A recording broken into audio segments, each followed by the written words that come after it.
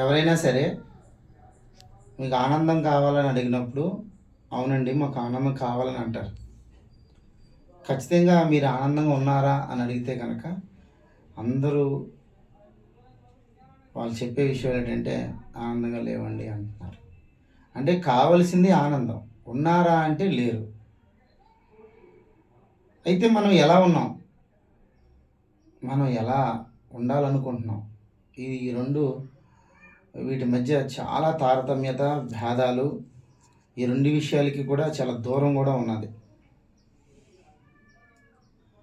ఈ రెండింటి మధ్య విషయాలు మనం అర్థం చేసుకోగలిగితే గనక మన జీవితం చాలా గొప్పగా ప్రభావితం చేస్తది.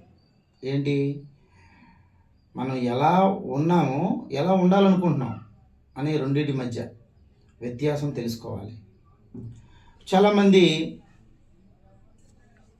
ఏదో అసంతృప్తిగా ఉన్నాం. అసంతృప్తి పోగొట్టుకోవాలంటే కష్టపడాలి. ఉన్నతమైన లక్ష్యాన్ని సాధించాలని కొంతమంది కోరుకుంటారు.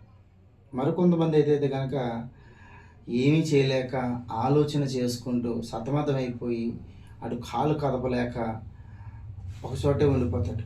అంటే మనిషి తన జీవితం ఎంత దుర్బలంగా ఉన్నదంటే మనిషి ఆలోచన చేసేటువంటి దాని మీద ఆధారపడి ఉంటుంది.